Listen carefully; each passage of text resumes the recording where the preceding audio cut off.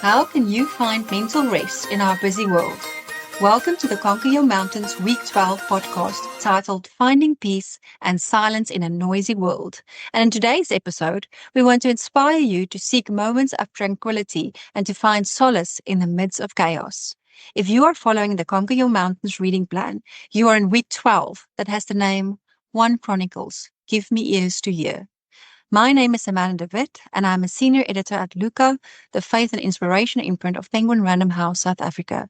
We publish books that provide readers with engaging, high-quality reading material, both fiction and non-fiction.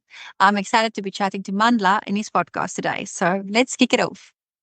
Dr. Mandla, what does peace and silence mean to you personally? For me, peace and silence mean a time of recovery. We live in such a busy world. And from that time that we are born, there's noise everywhere around us, whether it's other people, whether it's cars driving, dogs barking, trains, planes.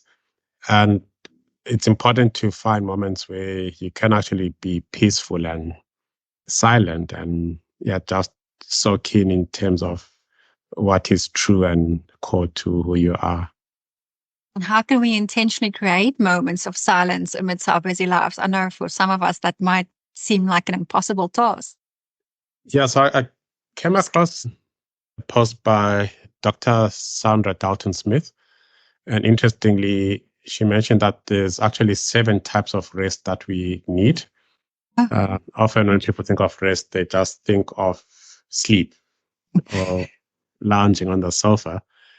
But I was surprised to hear that there's actually 7 types of rest. So there's physical rest, which is sleep. That's what we are used to. And just lying down or having a massage. That's all in that group of physical rest.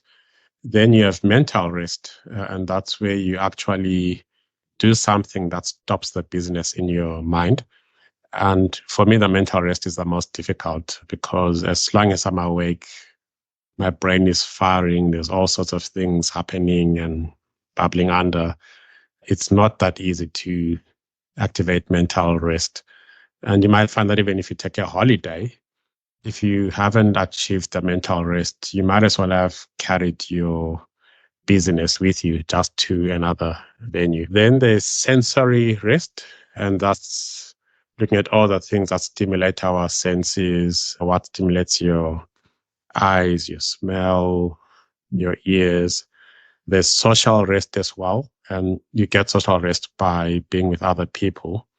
And it depends who you're with. If it's a positive relationship, it can be a place of rest. Obviously, if it's not a positive relationship, then it's the opposite. It's not rest. You're actually doing the opposite. The 5th one is spiritual rest. And that talks to looking at who you are in this world. What is your purpose? What is the greater thing that you belong to? What is your belief system? And what in that belief system promises to give you rest? And many beliefs have got their own versions of the rest that they offer. So that's important to look at. The last 2 are emotional rest and creative rest. The emotional rest is about being able to talk to someone about what you're going through. Because when you share a dilemma or a challenge, in a way you are getting to a resting place. You'll find that as soon as you've shared it, there is that sense of relief and calming. And if you're tracking your heart rate, you'll find your heart rate has dropped. And with creative rest, it could be, depends on your talents. If you can paint, if you like to sing in the shower or whatever it is, that act of creation actually gives you rest. So in summary, there's different types of silence creation or peace creation in our lives, and we can't do without any one of them. If you just have sleep, but your mind is not rested, you might as well not have slept. So it sounds very much to me like rest and peace is definitely interconnected with each other. That if you don't have peace while you're on holiday, for example, you won't rest your mind because you won't have peace about things. Okay. So yes, so true. Makes a lot of sense.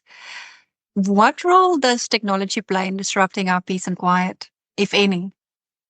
I think technology is very noisy in our world, whether it's your watch, your phone, even when you jump into your car. Before, cars used to be just things that move. Now it's a piece of technology. You're using CarPlay. There's notifications that are following you everywhere. And we do need technology because it what enables us to actually go about our daily lives, to do business, to make money. And there's good things we get from technology. Yeah, we can access new knowledge. We can access inspiration, like even with this podcast, it gets to someone through the wonders of technology.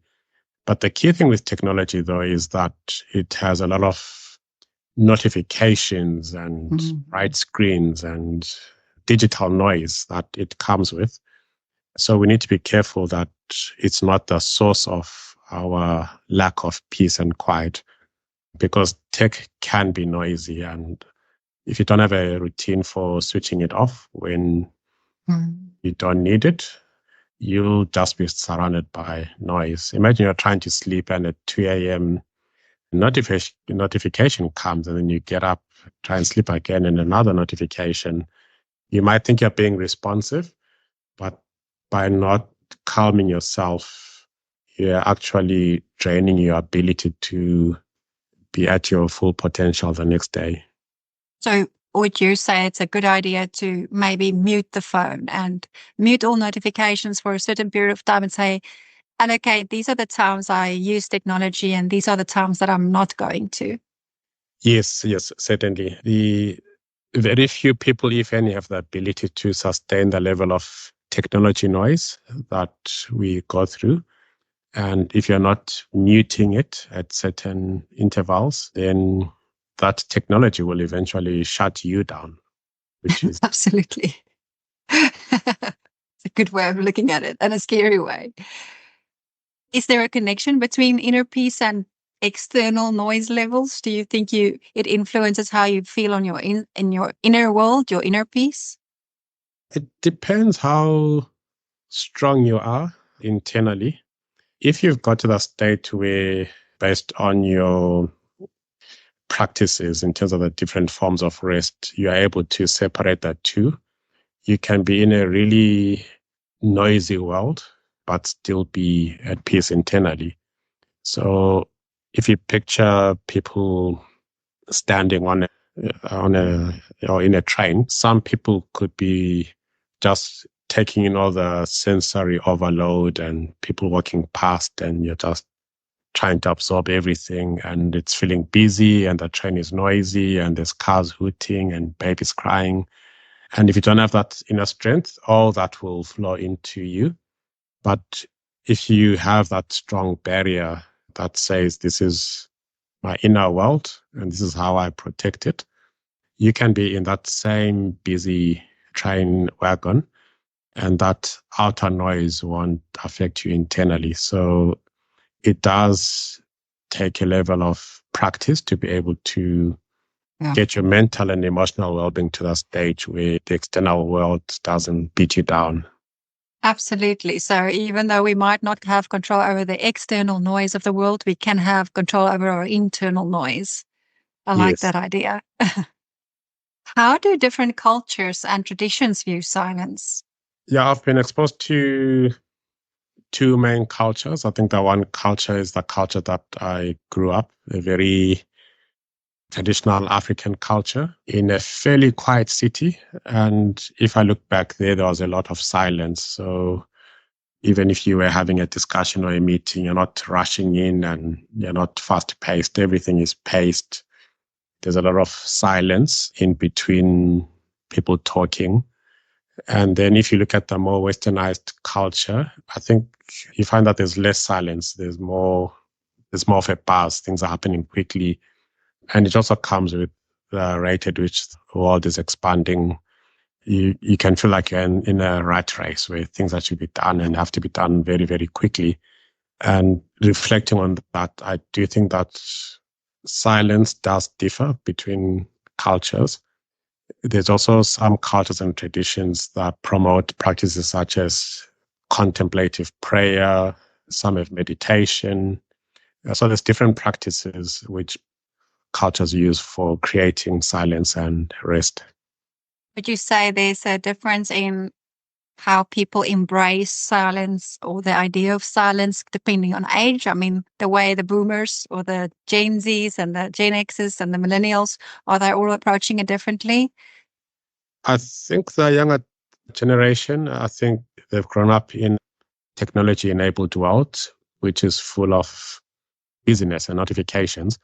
So they've grown up in a world where what we think is a noisy world, to them, it's probably more natural. Mm, that's Uh, interesting.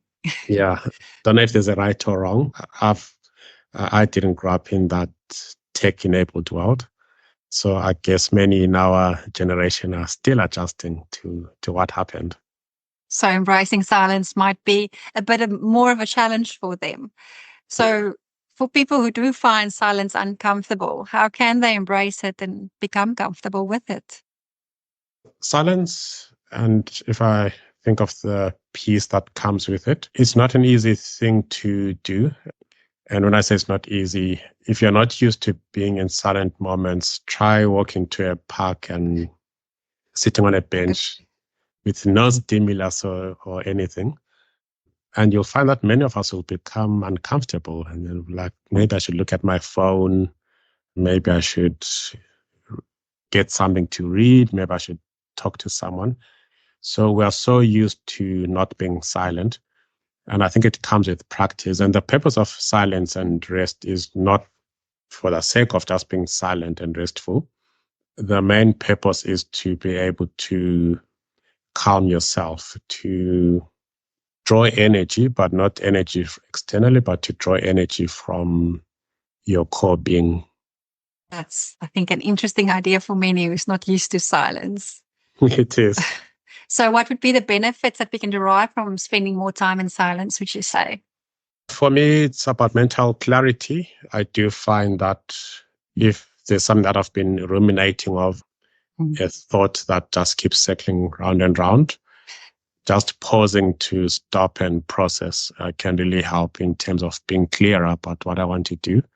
It's about reducing your stress. And also it's about being creative. Once you've allowed yourself to get to a place of, you find that the time that you thought you lost in slowing down is actually not lost, because when you come out of that, you're a lot more creative and your brain is firing and your brain is thinking of new ideas. It's not reacting based on a stress reflex, but it's reacting based on what is actually possible. That's actually an interesting concept because, like, the silence then gives the brain a chance to actually think and not having to process all the outside stimulus. That makes sense. How can we find silence in urban environments or noisy workplaces, though? Because that's where most of us find ourselves in. A lot depends on your surroundings. Yeah, I'm based in Cape Town. And I think Cape Town, we are blessed with many places in nature. There's the beach, there's a mountain, there's forests. I don't know how it is on your side in Gauteng. Gauteng does have a few places that you can go to, also parks, hiking trails, those kind of things. But it's definitely something that you have to actively search out if that is your intention, I would say. Yes, or move to Cape Town. Or move to Cape Town. What impact does noise pollution have on our overall health? There is a physical impact of noise. And yeah, I'm thinking superficially your ear and just all that continuous stimulus. But the greater impact is psychological. If I look at noise pollution in a broader perspective, noise pollution can be voices that you shouldn't be allowing to be dominant in your life. That can be noise pollution. If you're hearing voices that are not telling you things that will build you up. And here I'm not referring to imaginary voices in your head. If it's imaginary voices, I think you've got a bigger problem. Please But go I see think somebody. We please advocate see mental someone health. immediately. But really, noise pollution in terms of the things that you're allowed to speak into your life. could be people, it could be things on social media. And often social media, once the algorithm decides that something is what you must hear, it will feed you that noise. And that can actually change your outlook on life, either negatively or positively. Yeah, what goes hand in hand with that whole notion of that your diet is not just what you eat, it's what you hear, it's what you look at, it's what you listen to. Yeah, that's very important. Have you ever experienced a profound moment of silence, and what did that reveal to you? Not, I can't think of one major moment, but when I was working on the book, Conquer Your Mountains, and it's a journal with lots of reflection, there were many times when I actually forced myself to be silent and just receive and get a sense of what, in my case, what I felt God was trying to tell me. And I think what it revealed to me is what you see in the Conquer Your Mountains book, all 250 pages out of it. I must say, what I really loved about the book when I read it was that it gives you so many prompts and opportunities for introspection and going silence and really finding the answers within and not just reaching outward, but really reaching inward for that silence, those answers that it provides, and to conquer your mountains. Yes, indeed. We will end the podcast with an extract from Mandla's book, Conquer Your Mountains, week 12. So page 50 reads, "From the very moment of our birth, we prove we are alive by the first noisy cry that we bawl out. And it doesn't get much quieter from then on. In all that cacophony of noise, it's easy to miss what should be the loudest voice of all."